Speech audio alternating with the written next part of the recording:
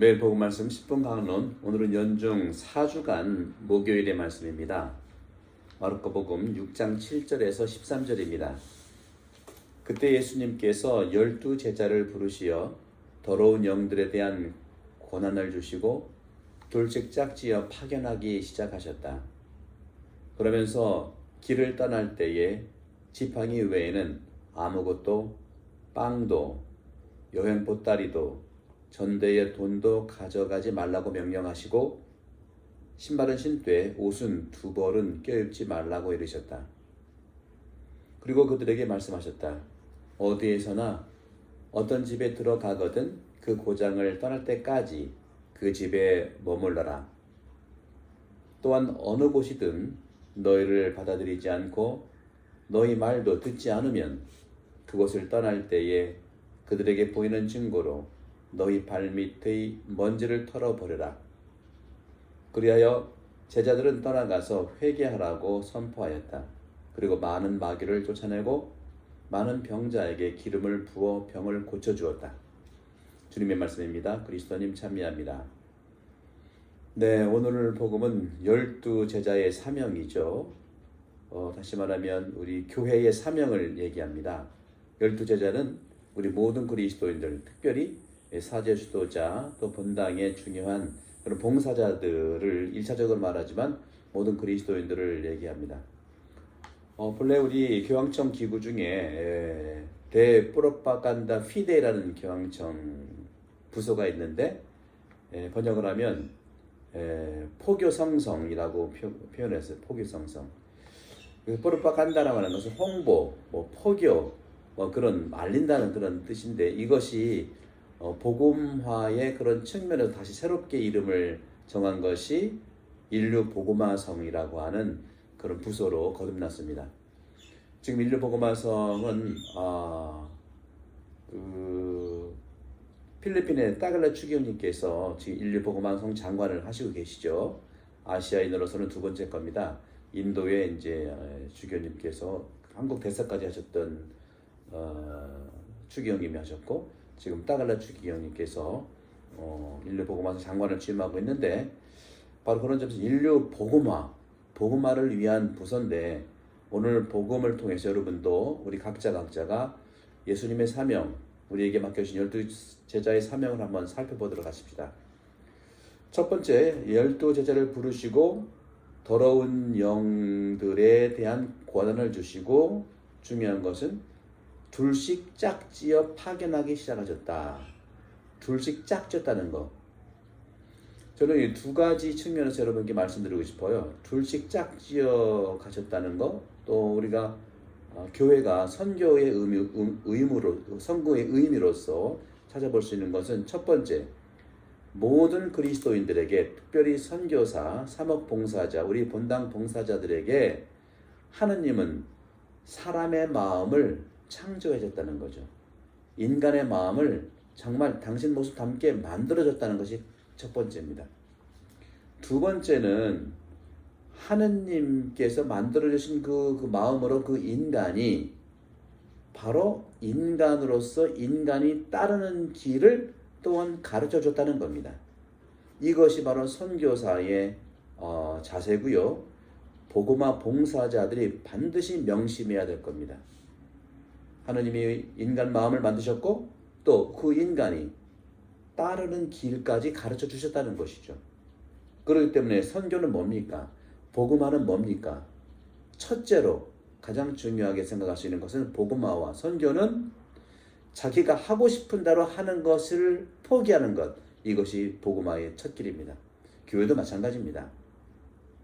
그런 점에서 오늘 주님께서 말씀하신 둘씩 짝지어 파견하기 시작하셨다의 첫 대목은 선교, 복음화, 제자의 사명이 뭐냐? 첫 번째로 일이 아니에요. 어떤 일을 하려고 먼저 서두르지 마세요.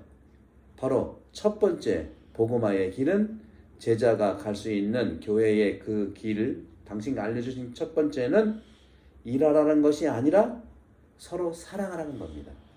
둘씩 짝지어서 서로 사랑하라는 거예요. 이런 대목들은 72 제자들도 그렇고요. 둘씩 짝지어 파견한다는 것은 한번 인간적으로 수치로 생각해 봅시다. 72명의 제자를 파견하고 12제자를 파견하면 한 명씩 파견하면 72군데 선교지 12군데 선교지가 포함되는 거죠. 차지하게 되는 거죠. 하지만 둘씩 짝지으면은 12명은 6군데 72명은 36군데 반으로 줄이는 거예요. 일이 아니라는 겁니다. 중요하지만 첫 번째는 자기가 하고 싶은 대로 하는 것을 하지 않는 것이고, 두 번째는 일을 먼저 하라는 것이 아니라 서로 사랑하라는 겁니다. 그래서 저도 작년에 이제 사목위원을 선발하고 본당의 이 분과 구조, 한 명씩 분과장이 있던 구조를 위원회 구조로 바꾼 이유가 바로 복음 때문에 그래요. 예를 들어서 운영위원회, 바로 경제, 재무적인 측면의 부회장과 또 시설 관리에 대한 측면의 위원장, 부위원장 둘이 상의하라는 겁니다. 그리고 공동체위원회 마찬가지입니다. 총구역장이 있고 그 다음에 함께 일하는 구역장들이 있지 않습니까? 세 번째 사회복음화위원회, 사회복음화위원회의 위원장과 생태환경위원회 부위원장, 그리고 그 소위원회가 있어요. 서로 상의하라는 거예요. 서로 사랑하라는 겁니다. 그리고 또 여러 가지 청소년 사무위원회도 마찬가지예요. 그전에는 청소년 분과 우리 어른들이 가교 역할을 했는데 참 좋은 구조죠. 그렇지만 청년 사목위원회입니다. 청소년이 아니라 청년 사목위원회에 2명의 아미쿠스의 회장과 부회장이 똑같이 우리 사목위원들과 같은 입장에서 사목을 논하는 겁니다. 그리고 전례위원회도 역시 마찬가지, 많은 분들이 있지만 위원장, 부위원장이 서로 상의하는 것이고요. 신앙복음화위원회도 마찬가지예요. 위원장, 부위원장이 같이 우리 신앙에 어떤 도움을 또 사랑하는 차원에서 상의하라는 겁니다. 그리고 신심단체위원회, 많은 단체들이 있지만 신심단체와 봉사단체가 있지 않습니까? 서로 상의하라는 겁니다. 이렇게 서로 사랑할 때, 서로 상의할 때 선교의 열매가 열리게 된다는 겁니다. 그것이 바로 사목의 열매예요. 일을 먼저 하다 보면 서로 불편하고 서로 만나서 처음 만나는 사이이기 때문에 일만 생각하다 보면 당연히 삶의 방식이 다른데 같을 수 있겠습니까? 그러면 오해하고 미워하고 봉사가 아니라 지옥이죠. 그런 점에서 우리는 대답하는 신앙을 토대로 하지만 질문하는 신앙, 서로 대화하는 신앙, 서로 위하는 신앙, 오피니언 메이커로서, 오피니언 수혜령으로서 살아가는 거예요. 선교는 뭡니까? 그렇기 때문에 선교는 바로 서로가 서로에게 꽃이 되어주는 사랑의 열매라는 거죠. 그럴 때 열매가 맺는 것이죠. 그러면 하느님께서 나를 정말 원하실까? 12제자를 뽑았죠. 여러분도 사목위원으로 뽑았고 봉사자로 뽑았고 단체장으로 뽑았습니다. 그럼 하나님이 과연 나를 원하실까? 또 하나님께서 과연 나를 파견해 주실까? 그러면 나의 꿈도 하나님이어야 되는데, 그렇죠? 이건 어떤 걸 의미할까요? 바로 하나님만이 내가 봉사하는 우리 이웃들, 우리 교우들, 아니 세상 일들, 다시 말하면 하나님만이 타인의 삶에 관심을 갖고 개입하면서도 그것을 허락하시는 분이에요. 내가 내 뜻대로 하는 것이 아니에요. 사람들은 자기 뜻대로 하다 보니까 여러 가지 가치관의 차이, 삶의 방식의 차이, 그리고 서로 경험의 차이가 있기 때문에 개입을 못하는 게 아니라 할 수가 없고, 그렇게 자기 뜻대로 하실 때 상처 같은 것들이 있다고 얘기하는 거잖아요. 그렇죠? 그런 점에서 그래서 선교사는, 사목봉사자는, 저를 포함한 모든 선교사는 하느님의 권위를 첫 번째 남용하지 말아야 돼요. 처음부터 남용하려고 한 사람 한 명도 없어요. 일도 없죠. 그러나 하느님의 권위를 우리가 만나야 되지 않겠습니까? 이거 어렵게 생각하지 마세요. 매일 제가 하는 말씀 중에 하나만 가지고도 살아도 되는 거예요. 내가 하고 싶은 대로 내려놓으면 되는 거 아니겠습니까? 그런 점에서 이렇게 주님께서 말씀을 하시는 것이고, 오늘 그러면서 둘씩 짝지어 파견하시고, 그리고 길을 떠날 때에 지팡이 외에는 아무것도, 빵도, 여행 보따리도 여러 가지 나오는데 핵심은 이겁니다. 전대에 돈도 가져가지 말라고. 돈이 있으면 뭐 지팡이도 살 수 있고 빵도 살 수 있고 보따리 살 수 있잖아요. 중요한 것은 전대에 돈도 가져가지 말라고 하는 이 말씀. 이건 뭡니까? 돈이 없이 출발해라. 이건 어떻게 보냐? 돈이 문제가 아니라는 겁니다. 저도 많은 지금부터 사제생활을 해봤지만 교회가 돈이 없어서 망하지는 않아요. 오히려 돈 때문에 망합니다. 우리 본당도 보면 우리 많은 교우들이 너무너무 마음이 연민이 많으셔가지고 재작년에 부시 화이어 났을 때 콜렉션 몇만 불씩 냈어요. 갑자기 해도 몇만 불 냈어요. 그리고 어려움에 있는 그 교우들이 어렵다 그러면 다 도와줍니다. 우리 전통에 좋은 것이 있잖아요. 혼례 때라든가 또 상을 당했을 때라든가 이것이 이제 시스템적으로 이제 어려움도 있어요. 또 계모임이라든가 시스템을 서로 신뢰를 바탕으로 하기 때문에 어려움도 있지만 참으로 좋은 전통을 가지고 복음과 만나면 이거는 복음의 가치와 우리 한국 사람들의 가치는 거의 유사합니다. 돈 없이 출발하자. 그럴 때 돈은 문제가 안 된다. 오히려 흘러 넘친다. 예수님께서 보세요. 기적들 보세요. 예수님께서 오병이 하실 때 뭐 가지고 했습니까? 그런데 우리는 조심해야 돼요. 컬렉션은 우리 교우들이 오병이어는 많은 사람들이 빵은 내지만 쉐어링은 전문적이어야 돼요.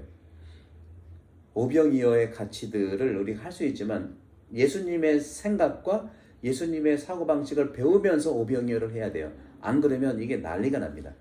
따라서 나눠지는 과정에서 상처가 주고받을 수밖에. 그래서 기본적인 카톨릭에서 나오는 전문 쉐어링 단체에 기부하는 게 좋아요. 우리가 부시화해 났을 때 정부에 재난기구에 기부를 했잖아요. 마찬가지예요. 그리고 사순절 때 나왔던 이런 여러 가지 그 기금들, 또 사회복지 기금들, 우리가 할 수 있는 부분들을 찾아야 돼요. 분명히 찾아야 되지만 그 찾기, 시스템을 만들기 이전에는 우리 카톨릭 시드니 카톨릭 대교구에 있는 뭐 빈첸시오 아바올로 형제라든가 비니스라든가 또 카톨릭 케어라든가 이렇게 많은 그 전문 기구 단체에 기부를 해야 되는 거예요. 교우들이 우리한테 본당에 기부한 것처럼 본당도 그쪽에 기부를 해야 됩니다. 그리고 그 시스템이 한인들을 위해서 잘 할 수 있다는 건 전문적으로 준비를 해야 돼요. 왼손에 하는 일 오른손 모르가 왜 나왔겠습니까? 너무너무 상처를 주고받기 때문에 그런 거죠. 자, 그런 점에서 신발은 신되 옷도 두 벌은 끼우지 말라. 참 뭐 예수님께서 뭐 가지가지 뭐 조금씩 너무 관습이 많다 할 수 있지만 그렇지 않습니다. 두 벌 옷을 깨우지 말라는 것은 뭐냐면 모든 것 마찬가지 다른 일에 근심하거나 걱정을 하지 말라는 거예요. 오직 하느님의 평화, 예수님의 평화에 집중하자는 겁니다. 이것은 뭡니까? 하느님께서 파견된 그 사실을 꼭 기억하라. 나는 사목자로서, 여러분 사목위원으로서, 봉사자로서 하느님의 파견을 받은 사람이라는 걸 꼭 기억하십시오. 하느님의 사자, 하느님의 전령은요, 하느님 외에 다른 것에 의지하지 말라는 거예요. 의지하지 말라는 거예요. 다른 것에 의지하다 보면 유혹이 생겨요. 돈에 의지하든지 권력에 의지하든지. 우리 보다 보면은 우리 봉사자도 그렇고 겸손해야 되는데 자칫 그것이 잘못돼서 일종의 상처를 주는 그런 말을 잘못해서 하는 부분들이 있거든요. 조심해야 된다는 것이죠. 그런 점에서 저는 말씀드리고 싶어요. 선교사는, 봉사자는 하느님의 권위를 남용하지 말고 혹시 남용한다면 우리 교회뿐만 아니라 세계의 미래는 또 아름다운 드라마의 각본을 즉시 망치게 하는 재앙과 같은 일이 벌어질 겁니다. 이것은 내 얘기가 아니라 역사가 그렇게 해왔어요. 그런 점들은 우리 본당의 역사를 통해서 잘 알지 않습니까? 그렇지 않습니까?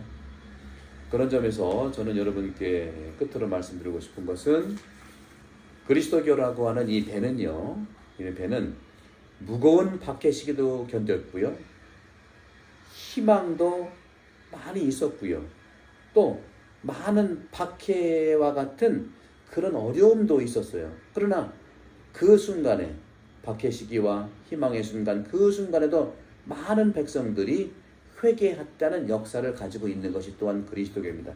그렇기 때문에 우리 그리스도교라고 하는 교회의 배는 순풍을 만나든 역풍을 만나든 다른 연안으로 계속 향해 가야 된다는 말씀이 오늘 주님의 복음 말씀입니다. 힘을 내시고 여러분 반복드립니다. 성부와 성령 성령의 여러분들을 반복합니다. 감사합니다.